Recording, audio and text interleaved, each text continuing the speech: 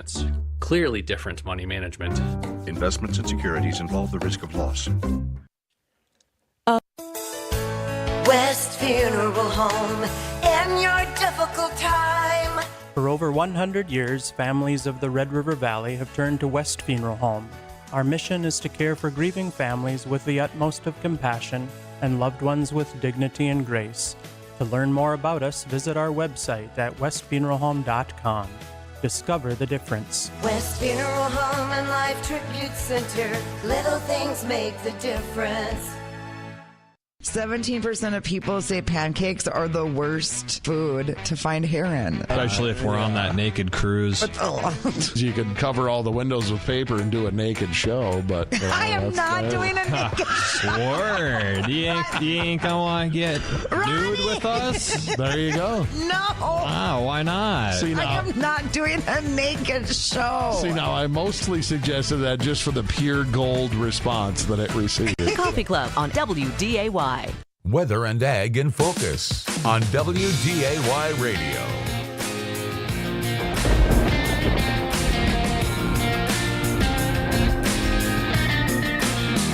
Oh my God! Okay, it's happening. Everybody stay calm. What's the procedure, everyone? What's the procedure? Stay calm! Wait. Everybody calm down! Yeah, welcome back to Weather and Ag in Focus. Thanks for rejoining us on this Friday. It's 1:06, and I know everybody's wondering, where the heck did this snow come from? I don't know anybody that said that. I don't know anyone who said that either. Only if you're But in I'm Dickinson, wondering- where they're already seeing it. Yeah, they're wondering where did the snow come from? Well, it fell from the sky, and our snow is about to fall from the sky in, I don't know, handful of hours. It'll start up in the Northern Valley and out west throughout this afternoon, but it's going to wait till, at least for the most part, until after dark, until it gets to Fargo. But if you're out in far western Cass County, you could see that snow as early as probably 5 o'clock, I suppose. It's just going to hold off until after dark before it crosses into the FM area. And we got a full rundown on that forecast here in just a moment. But if you want to call into the program today, ask some questions. 701-293-9000 is the Red Wing Shoes phone line. Emails, weather or ag at flagfamily.com. Comment boxes are also open on Facebook and YouTube Live. I'm meteorologist Justin Storm, Chief Meteorologist Dean Wysocki, drinking a V8 Energy to my left over here, and Bridgette Readel with undisclosed closed container across the street. Right. Yeah, it looks like iced tea. Sure it is. Yeah, it's iced tea. I think it's from the East Coast iced tea. I got a closed container as well, so we're all drinking water here except for Dean. He's drinking V8 Energy. Make sure you stock up on the beer before the snow hits. Yeah, this is definitely going to be a 6-pack or maybe a 12-pack kind of storm, as the Scotties would categorize it. The Scotties? The Scotties. Wisconnies? Yeah, those Scotties. Okay. The cheeseheads over there in Wisconsin. Okay. You ever seen that meme, And how they do their winter storms? Oh, yeah. It's either a 6-pack, a 12-pack, a case, or a whole bottle of Fireball. This won't be a 12-pack. This won't be a fireball storm. No. But we do have snow in the forecast. A winter weather advisory is in effect for tonight and into Saturday. And we're going to see snow overspreading the area from the northwest, and as early as 5 o'clock or so up in Grand Forks, and then I think after 6, 7 o'clock around the FM area. The main part of this, or the worst part of this, is going to be from about midnight through about 7 a.m. when the snow is falling and the winds are really cranking up. Travel is going to be difficult as you head into the Northern Valley, especially tonight and tomorrow. Thus, the reason for the winter weather advisory. I think we'll have our own problems here as well. We're expecting those northwest winds, 25 to 40 and gusting even higher at times. That's going to produce a lot of blowing snow and a lot of reduced visibility as well. So keep that in mind if you have any travel plans. I know a lot of people heading down to South Dakota for the Bison game. I would highly suggest you go tonight if you can. And by tonight, I'm talking, evening, by evening, after you get off of work. If you have to wait till tomorrow to go down there, you're going to run into some really reduced visibility in the morning on the travel down. I think once you get, maybe like 50 miles past Sisseton, I think things will start to improve. And by the time you get down to the game, they probably won't see much snow at all that far south. If you're heading up north tonight for the UND game, Getting up there is not going to be a problem. Getting home after the game is going to start getting pretty slippery around the Grand Forks area. It'll get difficult. Yeah, so keep that in mind if you're the two big events here for this weekend. And unfortunately, and I figured for sure, I had to check Bridgette's calendar, but I thought for sure she was leaving with the impending storm because it always follows her. But it makes sense that she's staying put, and that's where the snow's at. Yep, I am. I'm going to stay put. The snow is going to be right here by me. And when you said it's going to get better once you get past Sisseton, just remember, it always gets better once you're past Summit, because Summit, South Dakota is like the Bermuda Triangle of weather in this region. And so once you're past it, it'll all be fine. Yep. But we'll see about 1 to 2, maybe 3 inches. I'm thinking about 2 here in the FM area. But you get up towards Grand Forks, 5 inches, very good bet. Yeah, and you lay down bigger boat. You lay down 5 inches of snow and 40+ mile an hour wind gusts. It's going to be difficult to say the least. So I wouldn't be surprised if there's near blizzard conditions at the peak of this in areas of the Northern Valley. I wouldn't be surprised at all. Definitely blizzard-like at times through tonight for sure. Yeah, it'll be gross. And tomorrow no picnic either, especially in the morning. So. Keep that in mind if you're out and about. The sun returns on Sunday, though, and we'll be in the 40s again next week. Starting to melt it off again. So that'll be fine. Yeah, shouldn't last too long, but just about 24 hours of kind of crud weather. Good 12-pack. Kick back, watch some college football. It's a perfect Saturday. No kidding. Right? Bridgette, are you going down to you're not going down to South Dakota for the game, are you? I am not. So you all can thank me for why the weather's going to be fine once you get into the playoff territory tomorrow, which will be both Brookings and Vermilion. So if the city of Sioux Falls has not paid attention and increased the amount of beer on the shelf, hotel rooms ready to go, and maybe give SFPD a little heads up, because remember, there are 4 playoff team fans that are going to need hotel rooms and places to stay on Friday night before their games or Saturday night after their games. So it's going to be a little busy in Sioux Falls these days. Yeah, I bet. Hey, how was it down in Frisco last year? Did they keep up with their beer? Did they run out? No, I think the last time they finally caught on as far as the city of Frisco and Plano, the area around it, they finally realized, particularly when you have 2 Dakota State teams coming, things need to be well planned in advance. They're a thirsty group. Here's what they needed to know is that in the Midwest, there are more bars than there are grocery stores. The only place in the country where that is true. But the bar to church ratio in small towns is usually a pretty good match. You got to have That's for sure. In real small towns, yep. Yep. Yeah. No doubt. Oh, man. No doubt. What it was when you went... Sorry, go ahead. I was going to ask if Bridgette had any predictions on the game.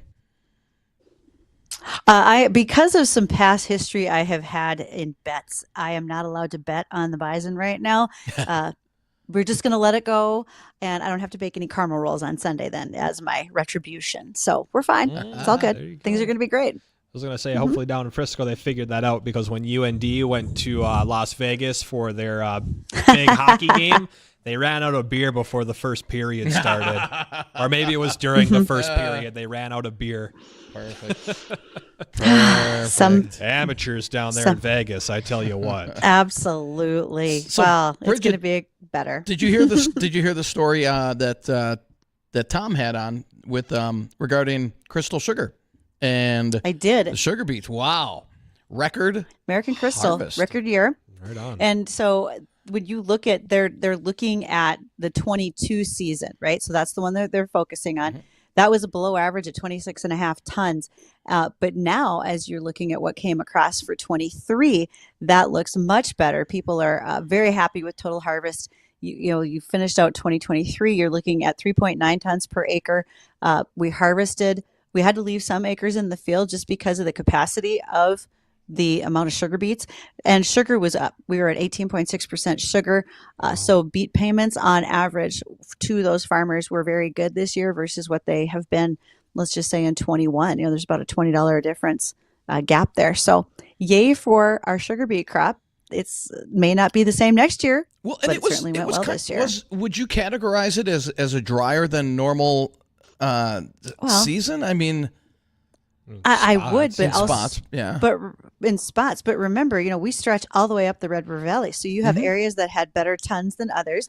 Also, if you have a drier season, you have less disease. Now, that doesn't mean that anybody was not spraying for Cercospora, et cetera. They were still doing that, but they may have been able to cut down on one or two sprays because of the fact that it was slightly drier, less humidity and conditions, so forth, that would have caused more problems for them. So disease means you lose yield, and this year we didn't have quite as much.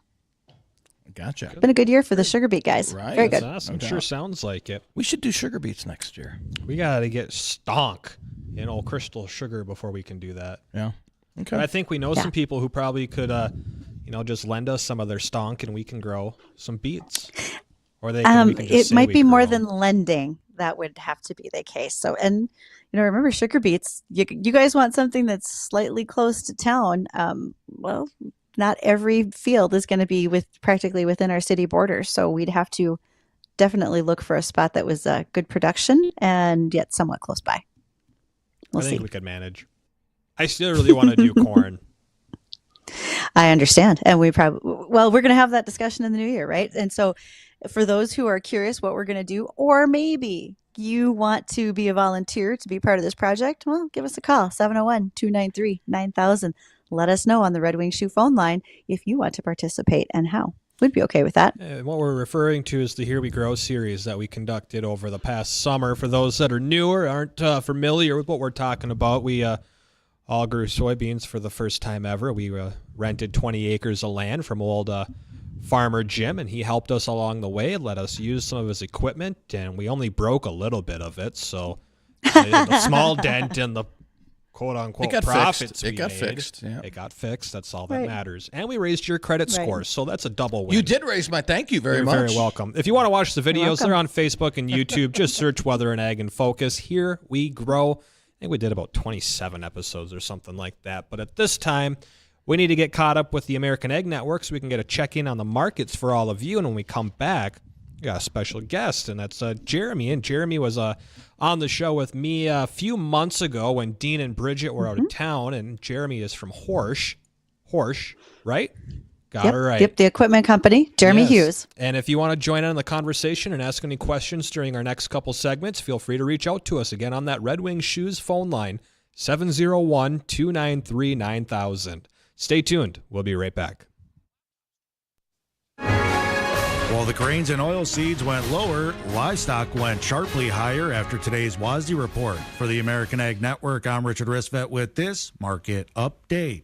Live cattle futures gained support throughout the morning with early gains holding, but then additional buyer support moved into the complex following the release of the December WDAY report. Now, the report has not significantly changed the overall direction of the market, but the report did post unchanged production expectations for 2023 and a 180 million pound increase for 2024 from last month's estimate. The increased feeder cattle placement numbers over the past 2 months have increased the focus of beef production gains. And even with this production boost reported, traders feel that this has already been factored into the market, and the current increase is causing a calming effect on price levels. Cash cattle activity remains slow and generally quiet today, with no bids redeveloping following midweek trade. Asking prices on cattle are listed at around 172 live basis in the south and 272 dressed in the north. Even though overall estimated numbers remain generally light, the bulk of the weekly business is probably wrapped up. Reported cash cattle trade earlier this week is listed at 171 live basis. That's $3 lower than last week's average, and 271 dressed in the north, which is $4 lower than last week. Box beef prices are mixed. Choice down 154 and select up 8 cents with a movement of 119 loads. We'll get a look at the livestock numbers next. You're listening to the American Ag Network.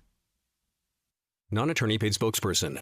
Could your house go into foreclosure? Are you behind on your mortgage payments? Does it seem like the bank has no interest in helping you save your home? And you feel like you have nowhere to turn for help? Then we have good news for you. Foreclosure Protection Services can help save your home as they specialize in foreclosure assistance. That's all they do. If you're behind on your mortgage payments, being threatened with foreclosure, have been denied a loan modification, or been the victim of a predatory loan, it's critical that you call Foreclosure Protection Services now at 800-926-1701. Their network of attorneys and their agents are available to speak to you now. If you're behind on your mortgage payments, Foreclosure Protection Services can help stop the foreclosure process.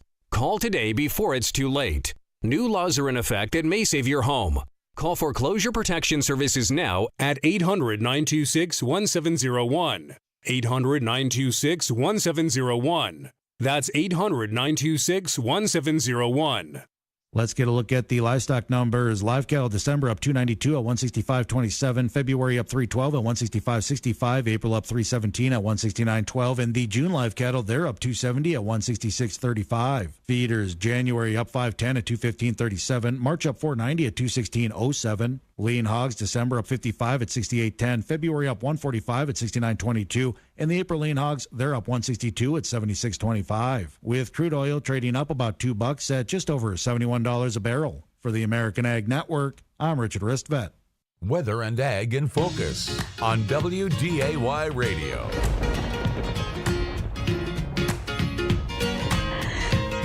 Welcome back, and thank you for joining us today here on Weather and Ag in Focus. Glad to have you along for the afternoon. And if you haven't yet taken that chance, go to our website at WDAY Radio now and make sure that you are putting in a nomination for the Legacy Plumbing and WDAY promotion for Warm Hearts, Warm Home. If you know someone who is in need of a new furnace, and if they live in the Cass or Clay County area, now is your chance to put in those nominations. You have until next Friday to get that done, because we'll be announcing the winner on Bonnie and Friends on December 18th. So please get in those nominations as soon as you can. Now, I am excited to have our guest with us today. His name is Jeremy Hughes. He is with Horscht. And if you guys think I travel a lot, I have met my match with Jeremy. He is far more traveled than I am. He may have less stormed in times on the road, but I think he travels more than me. So, Jeremy, how are you today? Doing very good, Bridgette. Good to be here. Good to be here, guys. Yeah, thanks for joining. So the reason I called Jeremy is because there's this little trade show over in Europe every 2 years called Agritechnica. And actually, it's flipping huge. And so I wanted Jeremy to talk about this, is how it's the granddaddy of all farm shows. Makes what we do here in the U.S. look kind of tiny. So, Jeremy, you want to give us a little background on what you do over there and what you know? Yeah, absolutely. So I can't really remember how far the Agritechnica show goes back as far as how long they've been having it. I was at the first one for myself was back in 2007. And the show is what we would call the premier trade show for anything having to do with agricultural machinery and crop production for around the world. So anything that has to do with row crop, cereal grains, spraying, sugar beet, potato production, anything like that is all represented to that show from a global basis. And the size of the show, first year I was over there, was absolutely shocking. So it's 27 buildings. Our booth that we had at Horscht there was just a little shy of an acre in one corner of one of those buildings. Oh, wow. So getting a chance to walk through a show, I've done it several times myself. If you walk through each aisle, kind of get a little bit of an overview, takes at least a minimum of 2 days, if not more, to steady walking to get over the show. Wow, that's crazy. Yeah. So if you're going to get 10,000 steps in, you'll get that in by about building 3. All right. 27 buildings. Mm-hmm. Is it focused on, you're just going to go like Horscht is in this building and I just want to go there? Are there themes to each of the buildings so that you know what particular component of agriculture you want to go see? There are. So you have, specialty crop production, which involves, like we were just talking about, sugar beets, potatoes, vegetable crops. You've got what we would call cereal grain row crop production, which is focused in buildings. You also have buildings that feature the majors like John Deere, AGCO, CNH, that are kind of benchmarks in some of the buildings around. And then one of the interesting things that I always enjoy going through is what we call the supplier buildings. So engine manufacturers, transmission manufacturers, front differential manufacturers. I mean, it's crazy today when you see common brands of tractors going down the road, you think they're all built by that manufacturer. But you go there to Agritechnica and you go through those vendor buildings of the actual people that build the components. It's crazy the amount of components that are just put together to build some of the common things that we see, from hydraulics to transaxles to transmissions to cabs, you name it, seats. There's only about, I think, 3 main seat manufacturers that supply the agriculture industry as a whole. So it's interesting, to get more of a global, larger I guess, higher level prospect of how things I guess run. I didn't really think about it that way. Right. Mm-hmm. Yeah, so it's instead of a Build-A-Bear workshop, you're like a Build-A-Tractor workshop. Right. Go get your own pieces and bring them home. Oh, let me tell you, you get a lot of crazy ideas when you come out of those buildings.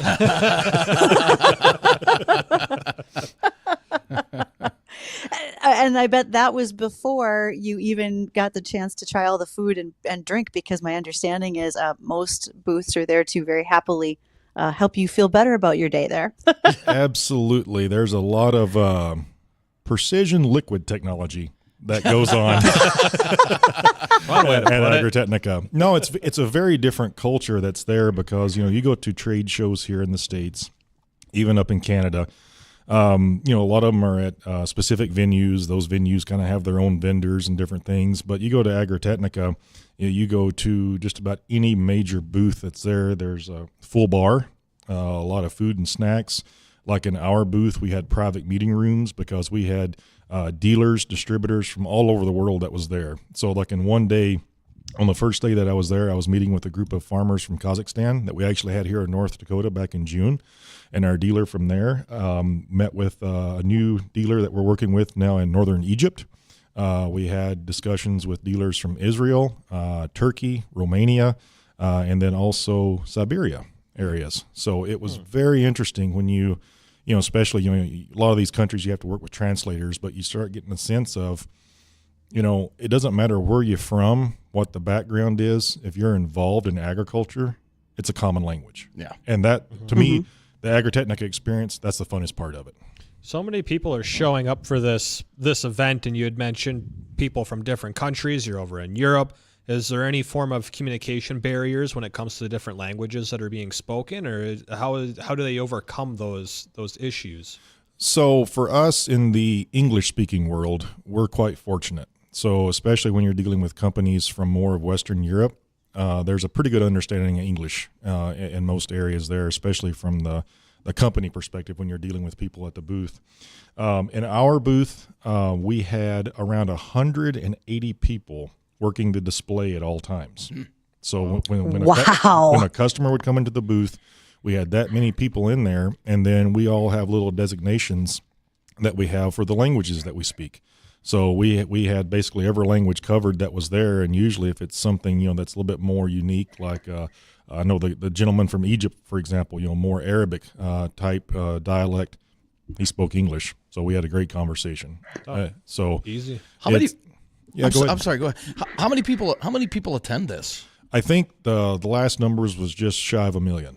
Whoa. Yeah. I think it's somewhere between 700,000 to 1 million people go through that. From all over the globe. Yep. And it goes from Sunday through Saturday. So it's a 6-day show. Well, you probably need it. Yes. Yep. And then at the beginning of the show, so Sunday and Monday is what they call preview days. So if you're, for example, those were the days that we met with a lot of our top acre customers, for example, like from Eastern Europe. They come in. It's a lot more to get into the show, but there's a little bit fewer people there, so you get more one-on-one time. And we had a lot of customers come in during those days. And then once the main gates open up there as we get into Tuesday, you are busy the whole time. There is no time to sit around and hardly do anything but talk. I bet not. Well, what we're gonna have to do? We're gonna Bridgette. We're gonna have to talk to Hallstrom and see if he'll foot the bill for some reason for overseas flight, hotel, and so we can go to this event. I don't know if you two can see how giddy I am over here on the video, but I already know the dates for 2025, so it's not like I was going to leave you behind, but you might want to step her up, boys. Okay. Holy. Well, we're coming up close to bottom of the hour, so I'm going to give you something to think about during our news break.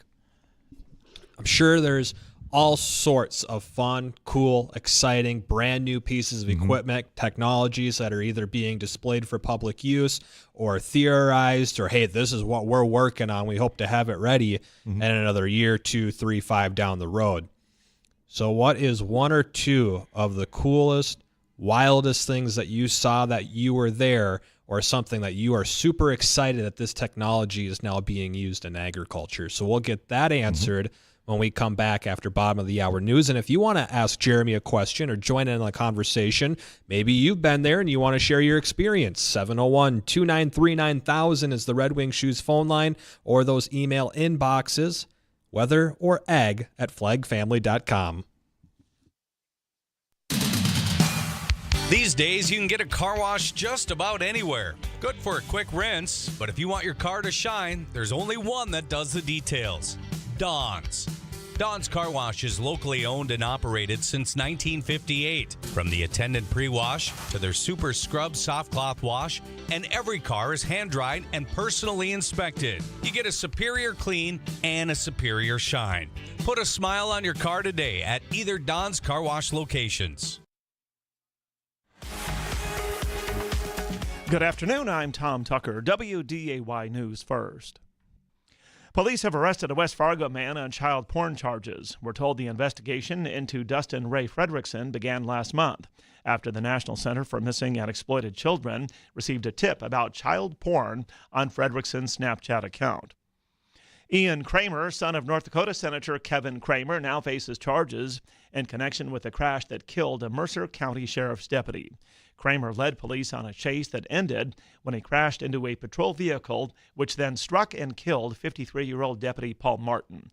Kramer is charged with manslaughter, fleeing a peace officer, preventing arrest, reckless endangerment, and driving under suspension. American Crystal Sugar is calling this year's sugar beet crop the best in company history. The company's CEO says beets processed at plants in northwest Minnesota and eastern North Dakota set a record for yield, averaging nearly 32 tons an acre. And Minnesota Governor Tim Walz is reportedly not happy with an IRS decision to tax recently issued state rebate checks. We're told Walz used an expletive to describe the decision. It could force Minnesotans who got the maximum rebate amount to pay up to $286 in federal taxes. Walz says he'll press the IRS to reverse the decision. Tom Tucker, WDAY, and WDAYRadioNow.com.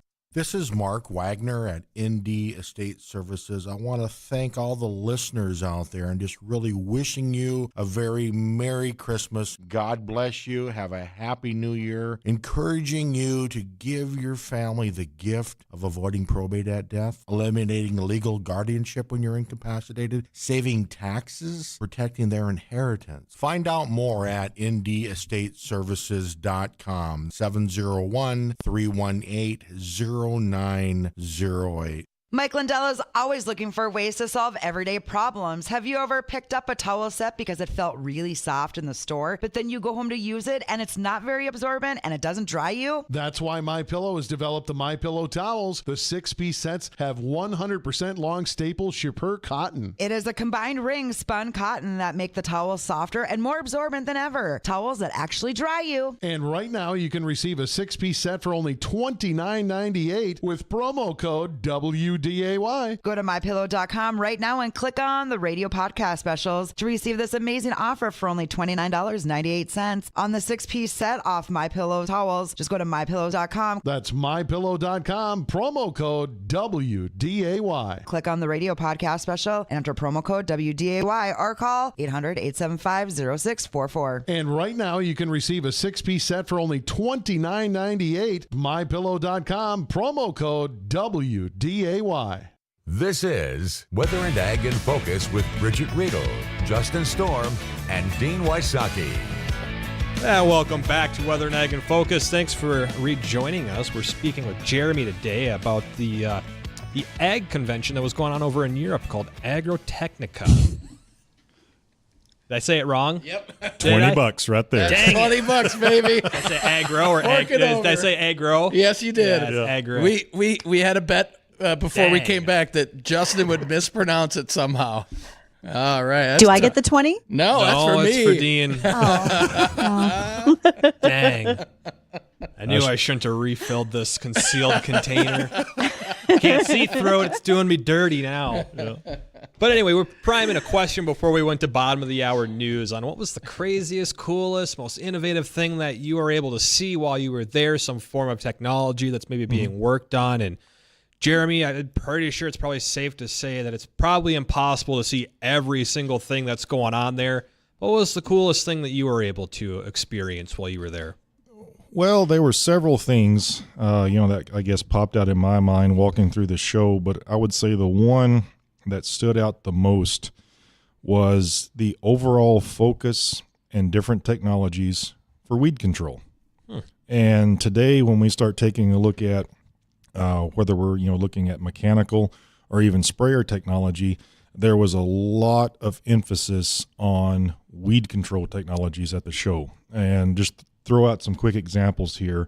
We have this constant discussion in the ag community today in the machinery world about autonomy. We're talking about autonomous tractors, autonomous tools in the field.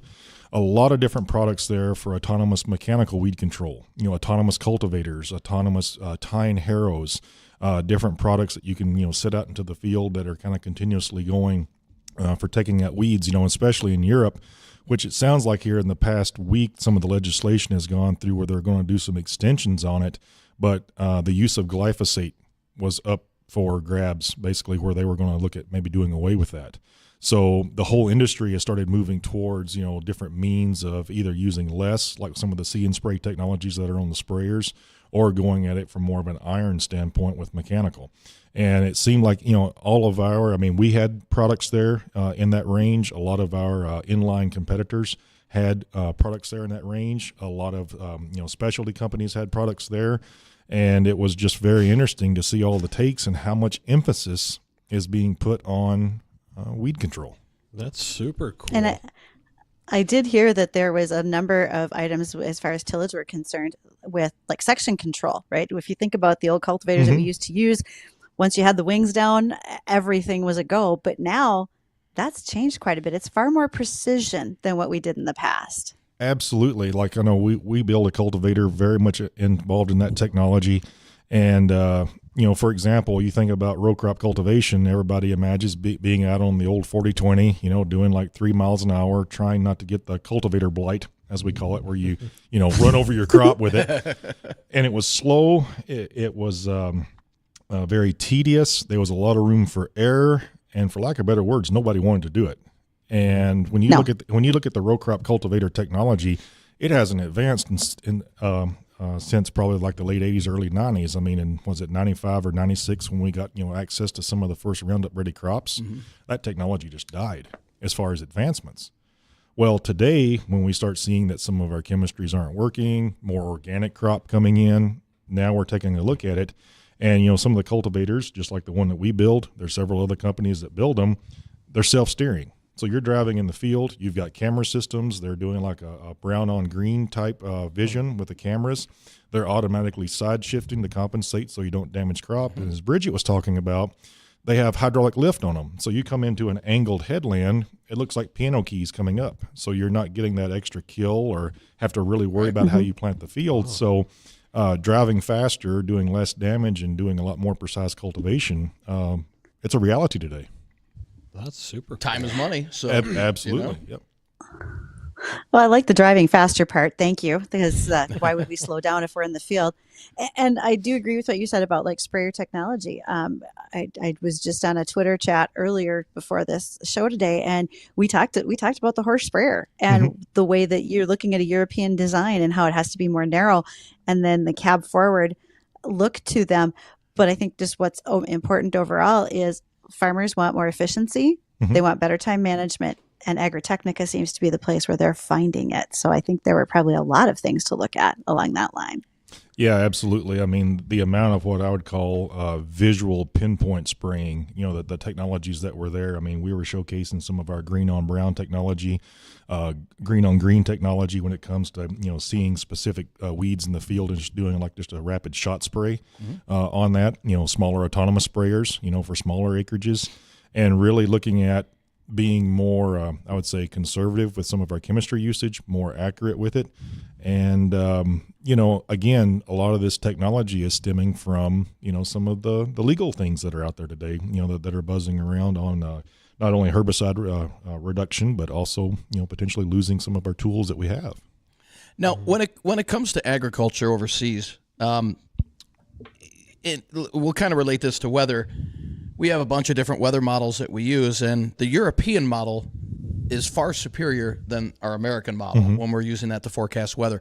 Are they more up to date, or are they more superior in agriculture over in Europe than we are here, or are we ahead of them? I think you have to look at it in dividing it down on what segment we're talking about. I would say today where the U.S. really, or I'd say North America really excels is precision agriculture. We have got a lot of experience with the variable rate applications. We've got, the planter technologies that we have and different things like that we're really ahead of. But I would say probably and I'm going to speak more for Western Europe, where they probably have a better understanding and maybe more of a little bit of a consciousness of, is really dealing in how to work soil. So soil structure, how am I leaving my field? How am I actually having impacts of compaction in my field, and what tools do I use to mitigate that? What tractor sizes do I use to mitigate that with? What tires do I use? For example, sugar beet harvest here in the Red River Valley. We have the wet falls that we have here when we're in sugar beet harvest. So in any field you go around, you'll see a pull-type harvester with a tractor, sometimes a tractor on front of that pulling it through. Then you have the trucks that are in the field, sometimes with the tractor pulling the truck. It's a lot of compaction that happens in the field. When you look at, for example, like a Ropa or a Homer sugar beet harvester that's used over in Western Europe, those machines run sideways in the field. The track systems, the tire systems do not follow the same track. So we've got a light footprint in the field. They're able to go into those inclement conditions, not create a lot of compaction. And it's just some of those higher level things. And we were having the same discussion with customers over there. And it kind of dawned on me a little bit, you think about it, in Western Europe, they've had about 2,000 years to get it right. And when you look at us here in the U.S., we're maybe 200 in the East, and we're maybe 100 out here. So they've had a little more practice than we have. Yeah, I think we need to explain something here, because I followed what you were saying, but at the same time, there was something in there. I'm like, well, why does this matter? And that's the term compaction. What's explain to someone who's not very familiar with agriculture, doesn't farm, what's the pro or con to compaction? Why is it a big deal? Why is it such a lesser footprint out there than it is here in the States and North America? I wouldn't call it necessarily a lesser footprint. It would be more of like a consciousness of each pass that we make in the field. Right. So I know, like discussing with our owners who are farmers, I mean, the Horscht family has got farms in Germany and also in the Czech Republic, and we have a lot of these open discussions. A lot of the times, this is mostly what we're talking about is farming, is that to achieve, a consistent crop quality, achieve, a good uniform yield, and to push higher yields, it doesn't start with, fancy fertilizers or special, additives. It starts with soil structure. And when you talk about getting a, consistent crop quality, for example, we're growing, let's say like malt barley. With malt barley, the brewers want a consistent color. They also want a consistent, test weight, consistent quality.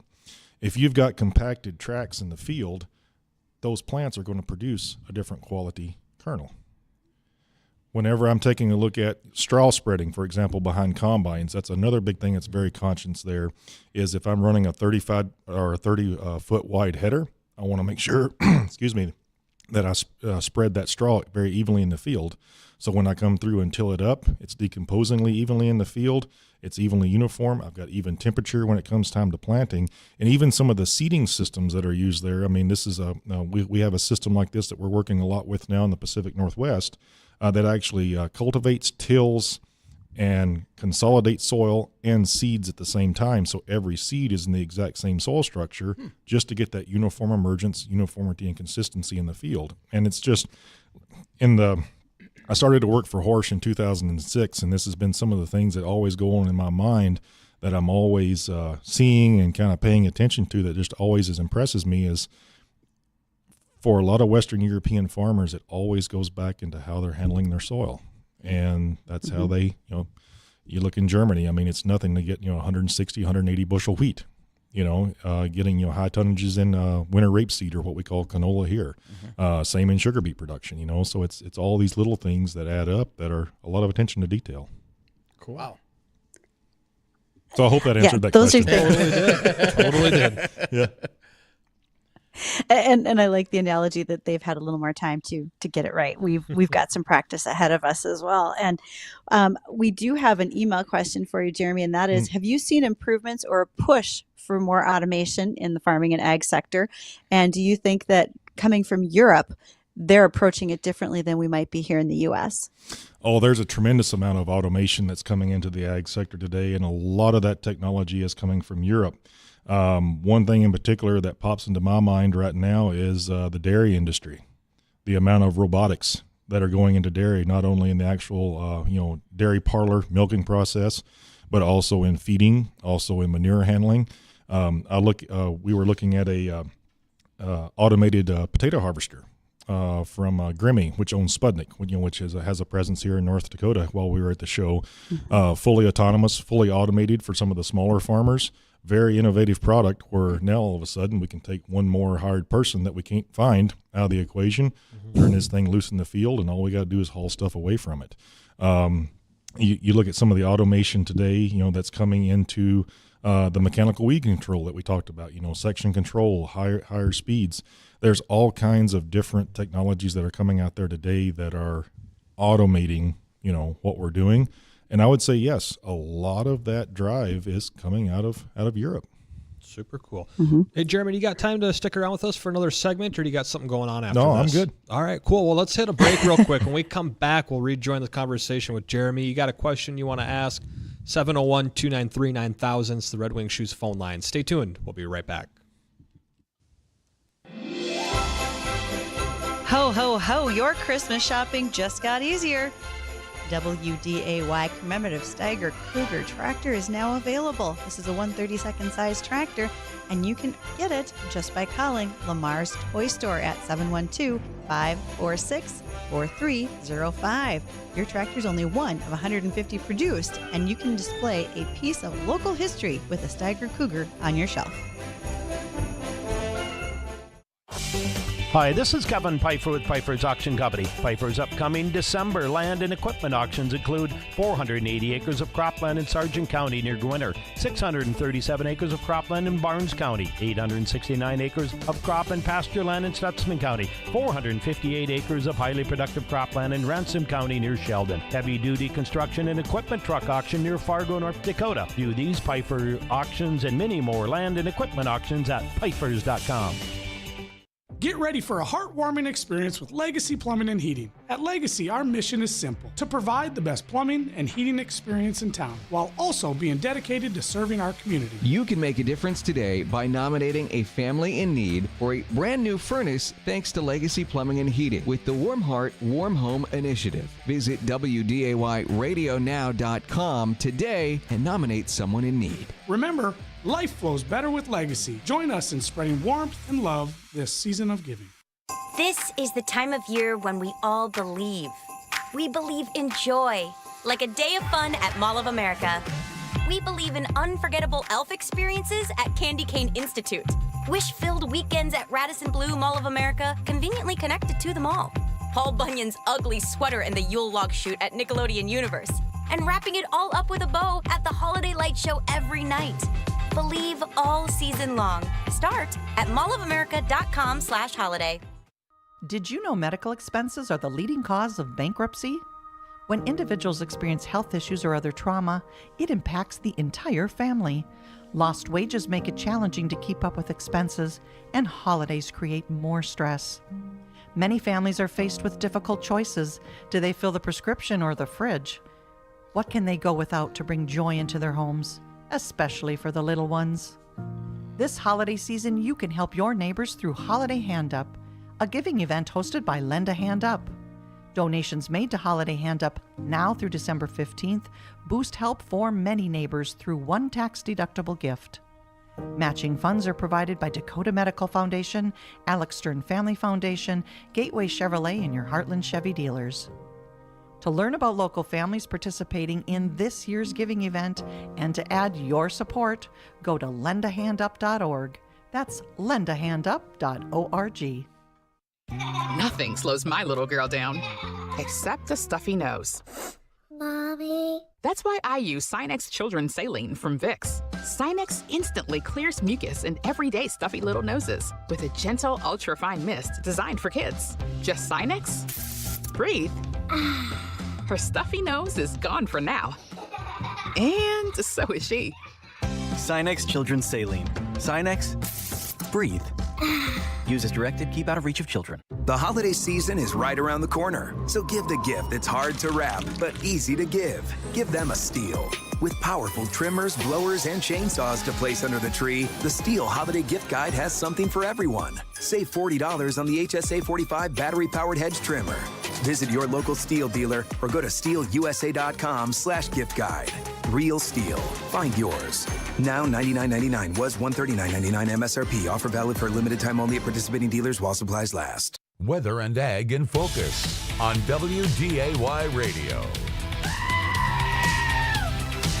Oh, the goat is back. We can't so have a are Friday we. without it. Friday, and there's snow on the way. On the way. But what's going to warm us up today is this discussion that we're having with Jeremy Hughes. He's with Horscht and recently attended Agritechnica in Germany, which is the world's largest farm show.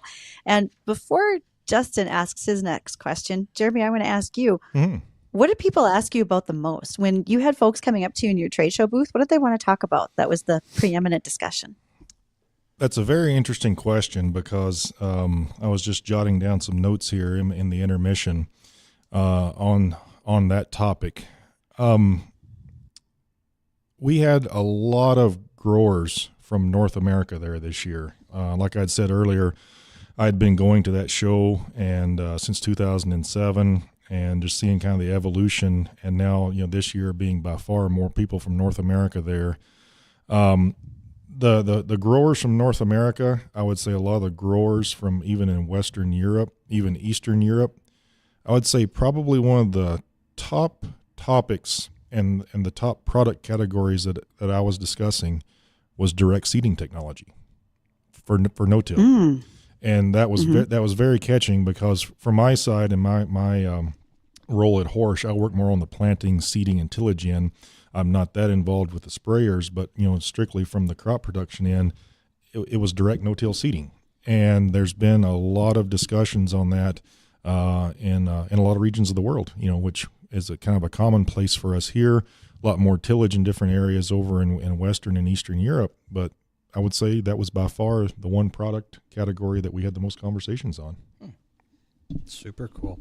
And, not everybody is involved in agriculture farms. Not everyone physically farms that is involved. Some of us do it virtually. Farming simulators become a pretty mainstream game across the North America and even the world.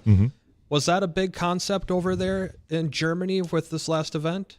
So one of those buildings that I was telling you about was completely dedicated to Farming Simulator. Oh, you'd love that. Oh, yeah, I would. It would be if you're into the virtual world like that, a guy can just nerd out in a hurry. It's amazing. So no, Farming Simulator it's a smaller building that's in the center of the showgrounds there.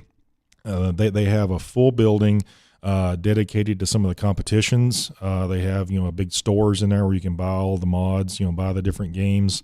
And they have a lot of representatives there because a lot of the kids coming there, a lot of adults that play the game, they're gathering ideas. What do you want to see, like little focus groups and things like that. So it's very, I would say, very interesting because I think we talked a little bit about this, in the last segment that I was on with the show here.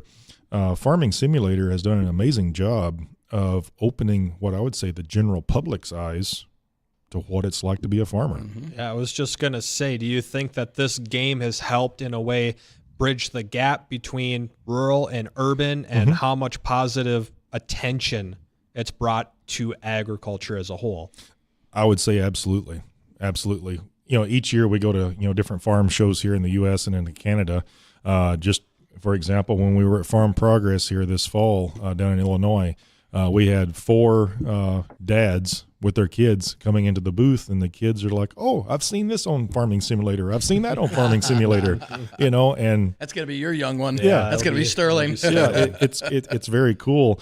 And even like on our website and on our social media pages, I would say once a month. When are you putting this machine in one of the mods? Yeah, when do I get to use this on my computer? Yeah, we want to use it. The last time Jeremy was on the show, one of my favorite stories to tell is his of people calling the factory in Mapleton and asking questions, and the staff taking a moment to realize it's not an actual farmer producer, but it's a gamer asking questions about the equipment and wanting details and information. Yeah, and but you know what? It's fun when people call in like that, because now all of a sudden it's real for them. Yeah. You know, I mean, hey, there is a Horscht, you know, there is, you know, whatever brand that's on here. It's not just a game. It's almost like a virtual reality. Yeah, it's kind of cool, and I can imagine even for those that are directly involved in farming that actually do it, it's a way you can, check out new equipment before getting it or seeing if you like the way it looks, or I don't know, the functionality of it, if it works with a similar area that works good for you. It's probably just a cool little fun tool that you get access to. Yeah, I mean, my son plays Farming Simulator all the time, and he's kind of got his buddies there at school that play, and you know, they're always commenting on, you know, how a certain cab looks, or you know, the way the layout of a certain piece of machinery is, and yeah, it opens up a lot of discussions. It is. Well, we're running low on time. I know we got another winter system coming on into the area, so we'll rip through a check on this forecast really quick and see where it leads us for the weekend. Yeah, we've got a winter weather advisory for the entire area that does not include parts of Lakes Country, let's say from Detroit Lakes down towards Alex. It does not include those areas, but that may be expanded eastward. We'll wait and see how this pans out. But already snowing out in the western part of the state, and we'll see that snow push into the FM area after about 7 o'clock tonight. Now, it could mix in or start as a little light rain. We've got a little light rain and drizzle right now going on in Grand Forks out ahead of the main snow band. So it could start out a little rain, and then we'll change over to snow after that temperature drops a little bit after about 8 o'clock tonight. We'll ramp up that snow after midnight, and then the winds pick up out of the northwest at about 20 to 40, and they will be gusting higher than that at times as well. The snow will continue through tomorrow morning, then start to taper off, but the winds will not. It's going to be windy all day long, highs only in the 20s for Saturday. Travel is going to become difficult, especially in the Northern Valley. I think we'll have our own problems here in the FM area with the blowing snow, especially overnight and early Saturday morning. Blowing snow is going to be a big problem in the open country as well. About 1 to 2 inches, maybe as much as 3 here in the FM area, with areas just to our north and northwest.